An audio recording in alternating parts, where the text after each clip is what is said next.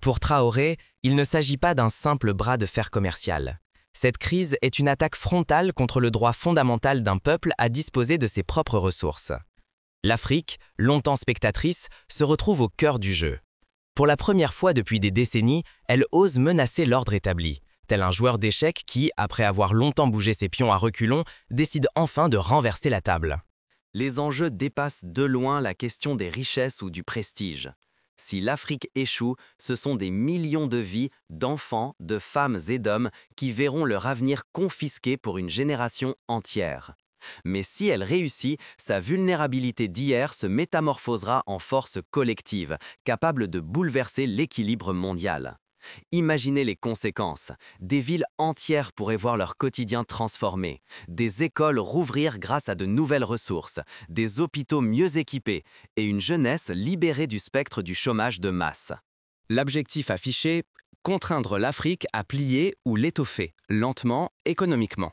Cette méthode rappelle les blocus du passé, comme durant la guerre froide où l'embargo sur Cuba visait à briser la résistance d'un peuple. Mais à Ouagadougou, la riposte s'organise sans délai.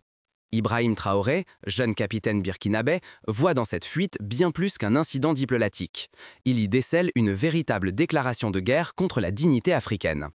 Cette réaction n'est pas isolée. Elle fait écho aux luttes d'indépendance, quand des leaders comme Patrice Lumumba ou Thomas Sankara refusaient de voir l'Afrique rester à genoux. Alors, l'Afrique va-t-elle enfin imposer ses règles, ou verra-t-elle son destin une fois de plus lui écaper? Pour saisir la portée de cet instant, il faut remonter à l'origine de la crise et écouter ses premiers échos comme on écouterait les premiers grondements d'un orage qui s'annonce. Un simple murmure à Bruxelles peut-il bouleverser le destin d'un continent entier? Cette question, presque anodine en apparence, cache en réalité une onde de choc inédite qui rappelle les plus grands tournants de l'histoire, lorsque des décisions prises à huis clos ont fait vaciller des empires entiers. Souvenez-vous par exemple de la conférence de Berlin à la fin du XIXe siècle. Quelques signatures sur du papier et c'est toute la carte de l'Afrique qui fut redessinée. Aujourd'hui, derrière la fuite d'un mémo ultra secret au sein de l'Union européenne, c'est une nouvelle bataille qui s'ouvre.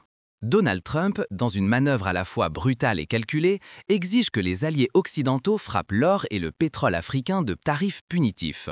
Aux origines de la crise, un document confidentiel circule dans les couloirs feutrés de Bruxelles.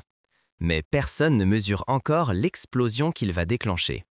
Ce document n'est pas sans rappeler d'autres fuites historiques, comme celle des Pentagon Papers durant la guerre du Vietnam, qui avaient révélé au monde les manipulations cachées derrière les discours officiels. Mais ce huis clos n'est pas aussi étanche qu'il le pense. Un officiel européen, choqué par la brutalité des décisions, sent l'angoisse monter. Il comprend que, derrière ces choix, il y a des millions de vies. Écoles condamnées à fermer, hôpitaux privés de médicaments, villages entiers basculant dans la misère. Se taire, pour lui, serait trahir l'humanité. Cette prise de conscience rappelle le geste d'Edward Snowden, qui, en révélant les excès de la surveillance mondiale, a choisi le courage au risque de tout perdre. Sous la tension croissante, la conversation tourne vite à l'ultimatum. Trump martèle la table. Il exige d'imposer des tarifs bien plus élevés sur les importations africaines. Si l'Afrique ne se soumet pas, elle sera affamée, lance-t-il, sans détour ni compassion. Ici, il n'est plus question d'équilibre, mais de domination pure. Chaque mot pèse, chaque silence s'alourdit. Les enjeux sont immenses. Cette attitude rappelle celle de leaders qui, dans le passé, n'hésitaient pas à imposer leur volonté par la force, comme lors du blocus de Berlin en 1948. Tout commence dans le calme anxieux d'une salle feutrée à Bruxelles. Derrière les rideaux tirés, la lumière peine à traverser, comme si le monde extérieur n'existait plus. Autour d'une table, des hauts responsables de l'OTAN et Donald Trump débattent à voix basse de l'avenir de l'Europe. Les regards sont graves. L'Europe dépend presque totalement de l'or et du pétrole africain, des ressources vitales qui maintiennent ses usines en marche, chauffent ses foyers et irriguent son économie chaque jour. Pour eux, ces matières premières sont le nerf de la guerre, tout comme le blé ukrainien l'est devenu pour de nombreux pays depuis le début du conflit russo-ukrainien. Alors il agit. Dans l'ombre, il transmet secrètement le mémo à un journaliste indépendant. Un seul document, mais une étincelle. Il veut que la vérité éclate, que la dignité humaine passe avant les calculs géopolitiques. Ce choix, lourd de conséquences, rejoint la tradition des lanceurs d'alerte, Ces anonymes qui, en faisant passer l'intérêt général avant leur propre sécurité, ont parfois changé le cours de l'histoire. Rester spectateur, c'est laisser les décisions cruciales se prendre ailleurs, loin du continent, sans ses voix ni ses intérêts. Perdre ce moment, ce serait condamner l'espoir d'une renaissance africaine à n'être qu'un rêve lointain. Les exemples abondent dans l'histoire où l'inaction a coûté cher. Souvenons-nous du Rwanda en 1994, où l'absence de réaction internationale a laissé la tragédie s'accomplir.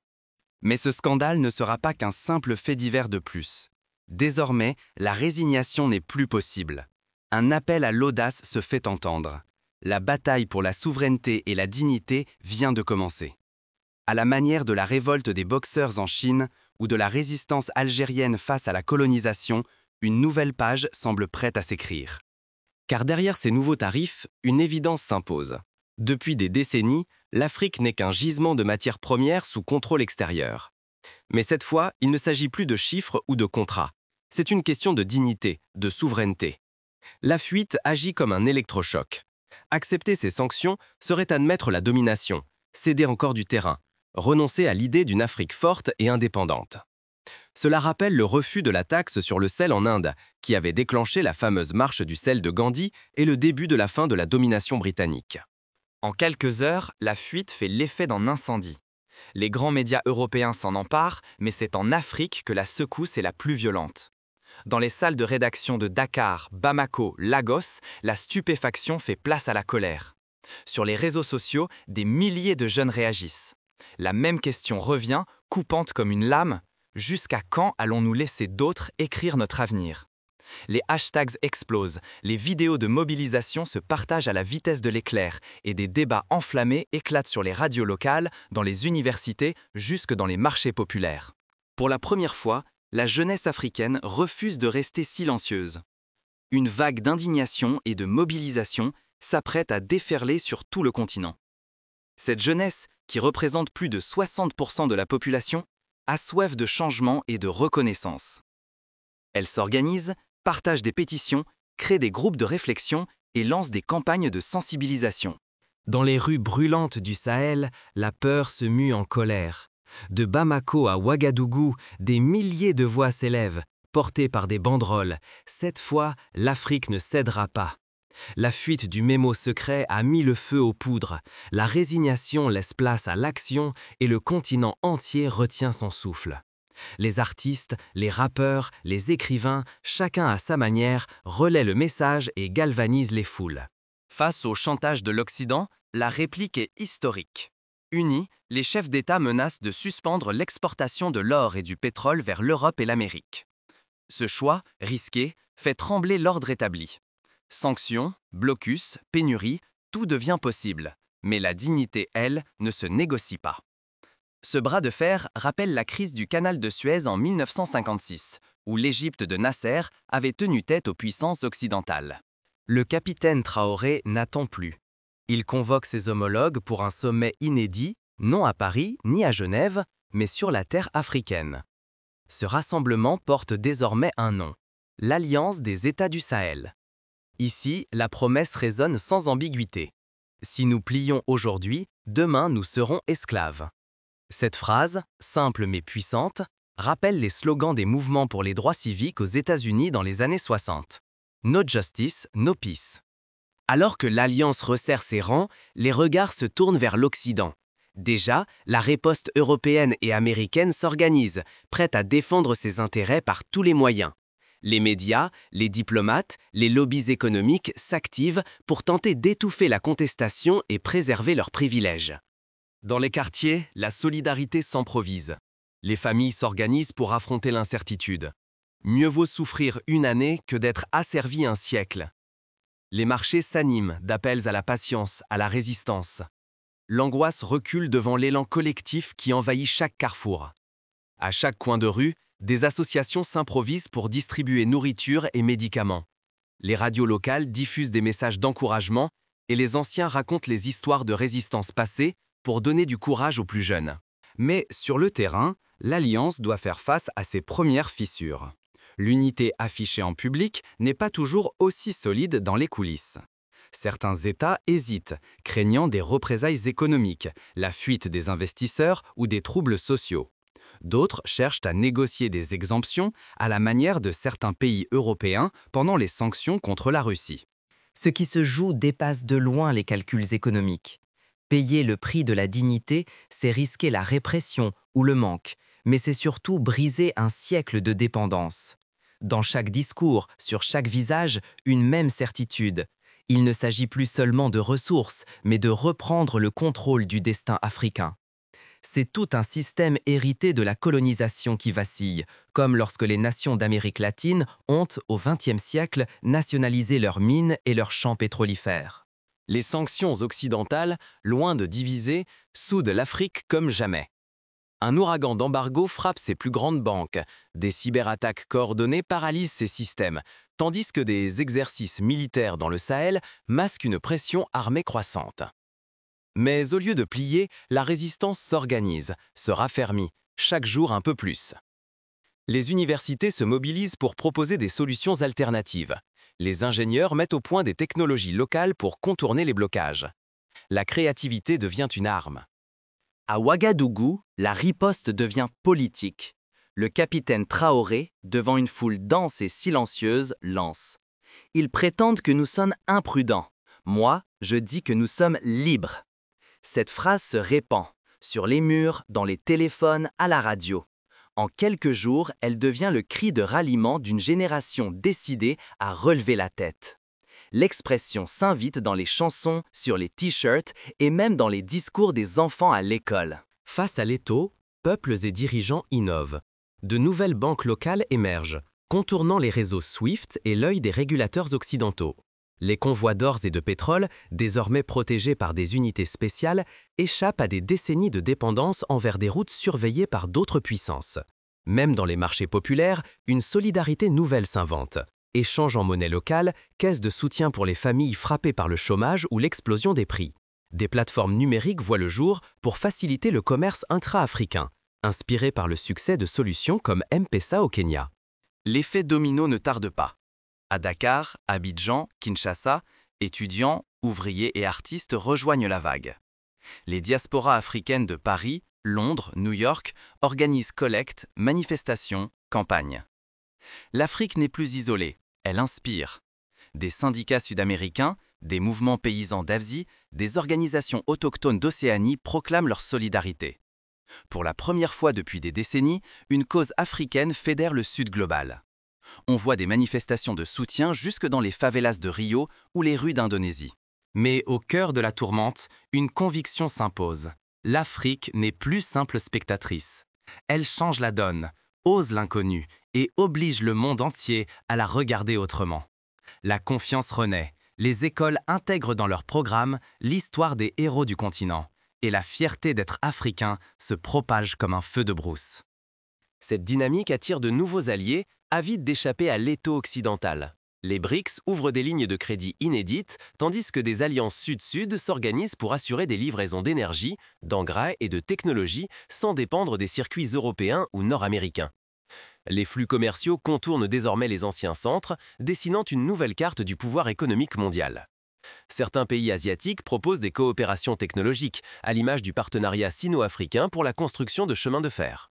Mais alors que le monde s'ajuste, une nouvelle fuite menace de faire tout basculer. Un document confidentiel circule dans l'ombre, porteur d'une révélation qui pourrait briser l'élan ou tout emporter dans la tempête. Cette fois, il ne s'agit plus seulement de tarifs, ce sont les fondements même de la souveraineté africaine qui sont menacés. Pourtant, la résistance reste périlleuse. Privée de financement extérieur, avec des réserves au plus bas et des réseaux de paiement vulnérables, l'Afrique avance sur une corde raide.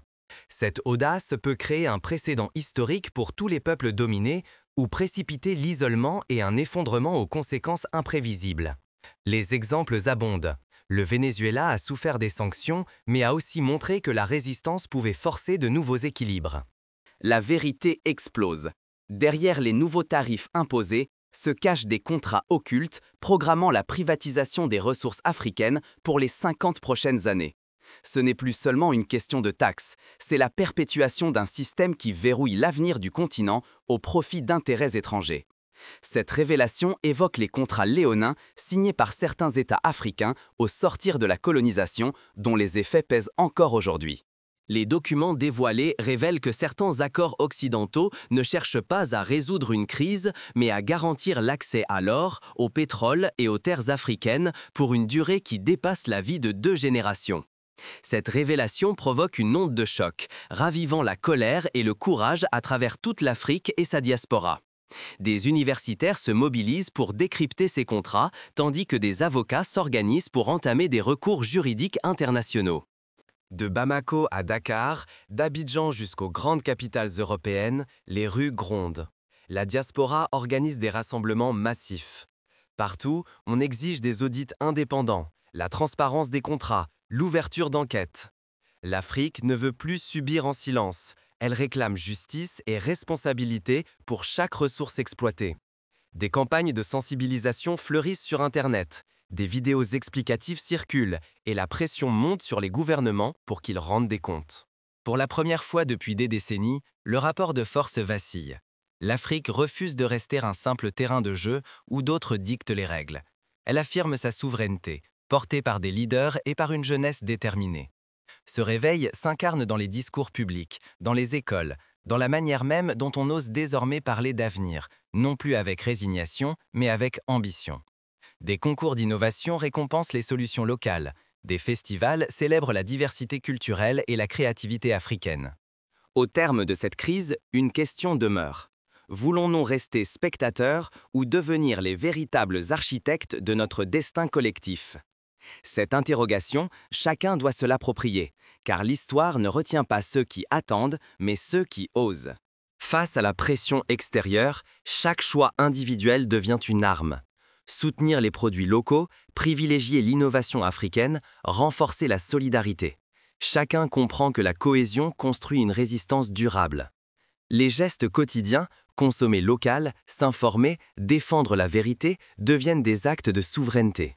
Des applications mobiles guident les consommateurs, des ateliers de formation sensibilisent les populations rurales et urbaines à l'importance de l'autonomie économique.